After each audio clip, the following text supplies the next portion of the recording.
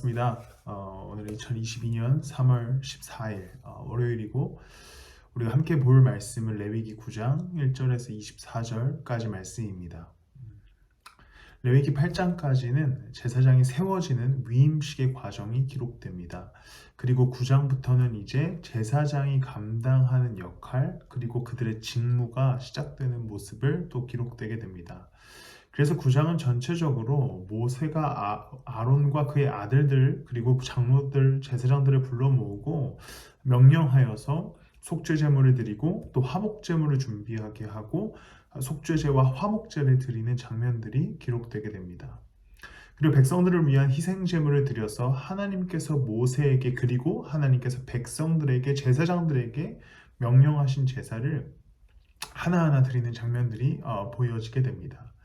21절까지 하나님이 그리고 모세가 명령한 대로 모든 제사를 마치게 되고 22절에 아론은 백성들에게 복을 빌어주게 됩니다. 그리고 23절에 보면 모세와 아론은 회막 안으로 들어갔다. 그들이 바깥으로 나와서 백성에게 복을 빌어주니 주님의 영광이 모든 백성에게 나타났다라고 기록되고 그리고 하나님의 불이 갑자기 제물들을 불태우면서 본문이 마무리가 됩니다. 하나님의 명령에 모세와 아론 그리고 제사장들은 그 임무를 감당하게 되고 그리고 백성들을 축복하게 됩니다.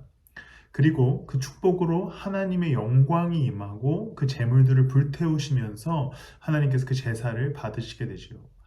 제사장의 역할은 기록된 대로 제사를 드리는 게 역할이었습니다. 그리고 그 제사를 감당한 제사장들의 축복 속에서 하나님께서는 백성들에게 복을 내려주시게 됩니다. 그런데 오늘 본문에 기록된 하나님의 복은 하나님의 영광의 임재였고 동시에 그 제물을 받으시는 하나님의 은혜였습니다. 우리가 생각하는 제사장 된 우리의 삶에 있어서 하나님의 복은 보통 물질적인 것에 초점을 맞추고 있습니다. 혹은 겉으로 드러나는 우리의 삶이 잘 되는 것을 먼저 생각하게 됩니다. 그런데 오늘 본문에서의 축복은 특이합니다.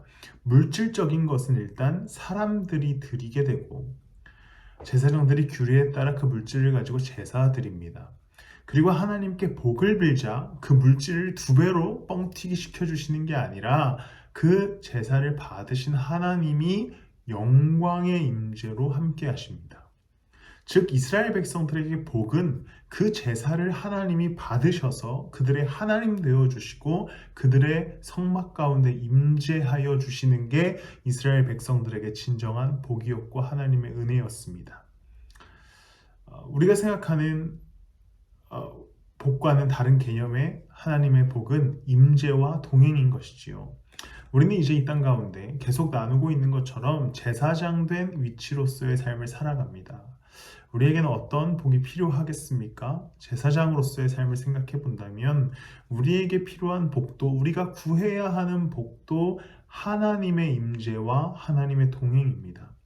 우리의 삶을 다해서 하나님을 따라가고 그분을 예배하며 살아갈 때에 그분께서 우리의 예배를 받으시고 또 하나님의 영광이 우리 가운데 임하셔서 그분과의 동행을 누리는 것, 우리의 삶 가운데 하나님의 영광을 진정으로 누림으로 동행함으로 기쁨을 얻는 것, 이것이 우리에게 필요한 복된 삶입니다.